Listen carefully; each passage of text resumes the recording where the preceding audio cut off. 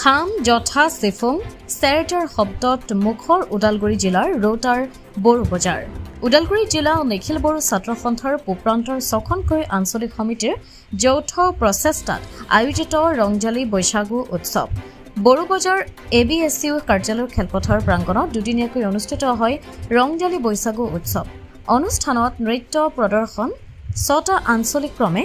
নলবাৰী ৰৌতা বড়ো বজাৰ ওৰাং মাজবাট আৰু বৰছলৰ একোটাকৈ দলৰ অনুষ্ঠানৰ শুভাৰম্ভণি কৰে ABSUৰ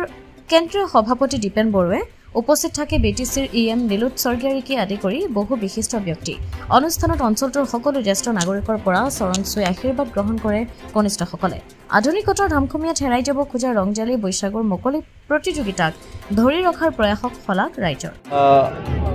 6টা আঞ্চলিক নলবাৰী ৰৌতা বড়ো বজাৰ ওৰাং মাজবাট আৰু বৰছলা এই 6টা আঞ্চলিকে যৌথভাৱে আমি ৰঙালী বিহু উদযাপন কৰা হয় এই 6টা আঞ্চলিকে এটা কোঅৰ্ডিনেশ্যন কমিটি আছে এইটো ইষ্ট ওদালগুৰি কোঅৰ্ডিনেশ্যন কমিটি আগত আছিল ইষ্ট দৰং কোঅৰ্ডিনেশ্যন কমিটি 1992ত এইটো গঠন কৰা হৈছিল আৰু প্ৰথমবাৰ মাজবাটে বিহু পাতা হৈছিল তাৰপিছত কিছু সময়ৰ অসুবিধাৰ কাৰণে এইটো অলপ দীৰ্ঘদিন হয় আৰু পিছলৈ এইটো বিহু পাতা আৰম্ভ হৈছে এবাৰ 16তম আমি বিহু পাতিছোঁ আজি এই বড়ো বজাৰ আঞ্চলিক কমিটিৰ অফিচ কাষতে যি ফিল্ড আছে তাতে আমি বিহু উদযাপন কৰিছোঁ আৰু এই বিহুত এটা 6টা আঞ্চলিকৰ যে বড়োৰ কি কালচাৰ যে কম্পিটিশ্যন এইটো কৰা হয় খাম দামনাই বাদায়নাय सिफुं सुनाय बादायनाय बैसागु देमसि मोसानाय बादायनाय माराथन खारनाय हौवासा हिन्जावसा भलिबल आरो सानद्रे हेबनाय टोटेल आमी 19টা এটা কম্পিটিশন লৈ আজি আমি ইয়াতে বিহু পাতা হৈছে দুইদিনীয়া কাৰ্যসূচী হয় আমি এবছৰ 20 আৰু 21 বহাগৰ 6 আৰু 7 এই দুইদিনৰ আমি ইয়াতে বিহু পাতিছোঁ আৰু আজিৰ বিহু পাতাটো আমি চাবলৈ গ'লে মাত্ৰ ষ্টেজ প্ৰগ্ৰাম কালচাৰ প্ৰগ্ৰাম ইমান নহয় ষ্টেজ প্ৰগ্ৰামটো আমি দেখিবলৈ পাওঁ সেইটো লক্ষ্য ৰাখি আমি এটা 6টা আঞ্চলিকে আমাৰ যে নাচনি আছে তেখেতসকলক আমি ইয়াতে কম্পিটিশ্যন কৰিব কাৰণে এটা সুযোগ কৰি দিছোঁ আৰু আমি এইটো কিমান পাৰে সুন্দৰভাৱে নেতৃত্ব কৰি আহিছোঁ আজি আমাৰ ইয়াত আছিল নিখিল বড়োৰ ছাত্ৰ সন্থাৰ সভাপতি দীপেন বড়ো ছাৰ তেখেতে আমাৰ মুকলি বিহুখন উদ্বোধন কৰি দিছে এতিয়াও আমাৰ এই কাৰ্যসূচী দুদিনীয়া কাৰ্যসূচীত আমি ধুনীয়াকৈ চলাই আনিছোঁ পৰম্পৰাগতভাৱে যি আমাৰ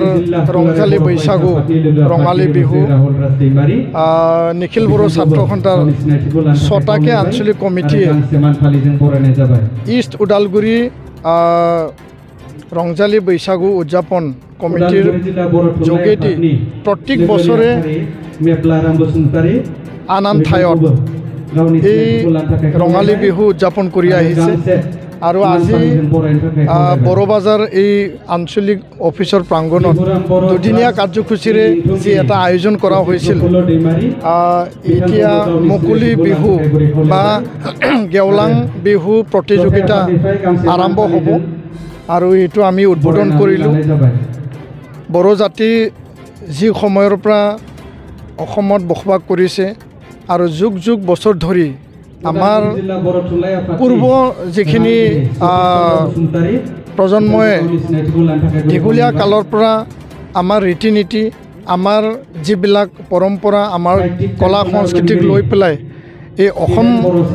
এই পবিত্ৰ ভূমিত আৰু এই বৰ্তমানৰ বিটিয়াৰ এই পবিত্ৰ ভূমিত আমি নিজৰ কলা সংস্কৃতিৰ চিনাকি পৰিচয় লৈ আগুৱাই নিয়াৰ কাৰণে সকলো দিশত কাম কৰিছোঁ আৰু ৰংজালী বৈশাগু যিহেতু প্ৰাকৃতিক এই পৰিৱৰ্তন আৰু আমাৰ যি সমাজৰ লগত জাতিটোৰ লগত সম্পৰ্ক থকা এটা জাতীয় উৎসৱ সেই উৎসৱ উপলক্ষে সকলোৰে মনত এটা নতুন আশা নতুন এটা মানে দিশ আৰু ভাতৃত্ববোধ সমন্বয় আৰু আমাৰ মাজত মৰম স্নেহ বৃদ্ধিৰ যোগেদি সকলোৱে এইটো উদযাপন কৰিছে আৰু ইয়াত এটা নিদৰ্শন আমি দেখুৱাইছোঁ যে যিসকল আমাৰ সমাজৰ জাতিটোৰ জ্যেষ্ঠসকল আছে তেওঁলোকক আমি সম্বৰ্ধনা জনাইছোঁ, সেৱা আগবঢ়াইছোঁ, শ্ৰদ্ধা আমি তেওঁলোকক দিছোঁ আৰু তেওঁলোকৰ মাজবাটৰ পৰা যতীন নাথৰ ৰিপৰ্ট, অমৃত নিউজ 24/7। অমৃত প্ৰবাহ অসমীয়া সাপ্তাহিক কাকতৰ ডিজিটেল সংস্কৰণ অমৃত নিউজ, সত্যৰ সন্ধানত অমৃত নিউজ।